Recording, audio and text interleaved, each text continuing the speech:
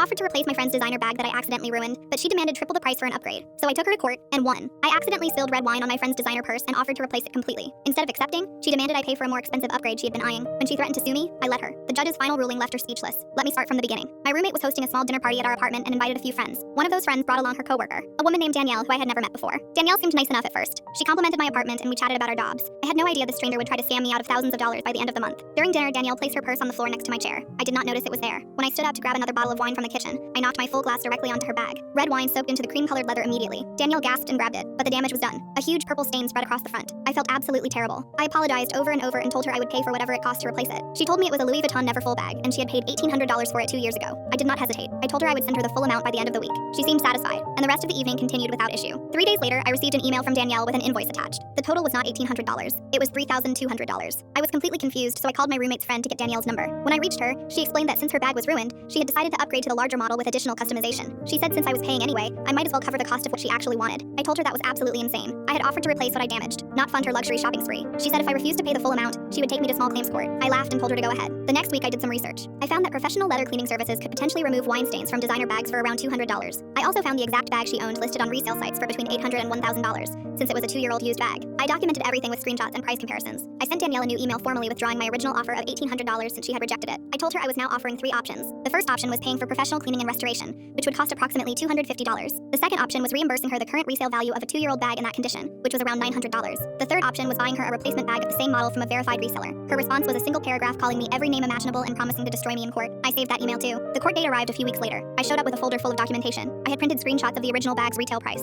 current resale values for used versions, quotes from leather restoration services, her invoice demanding $3,200, her email rejecting my $1,800 offer, and her email full of insults and threats. Danielle showed up looking confident. She told the judge that I had destroyed her property and was now refusing to take responsibility. She presented her own invoice from Louis Vuitton showing the cost of the new upgraded bag she wanted. The judge asked her if that was the same bag I had damaged. She admitted it was not, but said she deserved an upgrade for her emotional distress. The judge turned to me. I calmly explained the entire situation from the beginning. I showed him my original offer to pay $1,800 in full, which exceeded what her used bag was actually worth. I showed him her rejection of that offer and her demand for nearly double the amount. I presented the resale values proving her bag was worth approximately $900 in its pre-damaged condition. I showed him the quotes for professional cleaning that could potentially restore the bag entirely. I also pointed out that Danielle had placed her bag on the floor in a high-traffic area during a dinner party where wine was being served. I argued that she bore some responsibility for the placement of her property. Danielle interrupted multiple times. She rolled her eyes when I presented my evidence. She scoffed when the judge asked her questions. At one point she told him this was a waste of her time, and I should just pay what I owed. The judge did not appreciate her attitude. After reviewing everything, he ruled that the bag's actual value was approximately $900, and that Danielle was partially responsible for leaving it in a vulnerable location. I was responsible for 60%, $540. Danielle's face went completely pale. She had rejected $1,800 and ended up with $540. She had threatened court and the court sided with me. She tried to argue with the judge, but he shut her down immediately. I wrote her a check on the spot just to end it. As we walked out, she refused to look at me. I offered to make things right and she tried to exploit me. Greed will always backfire.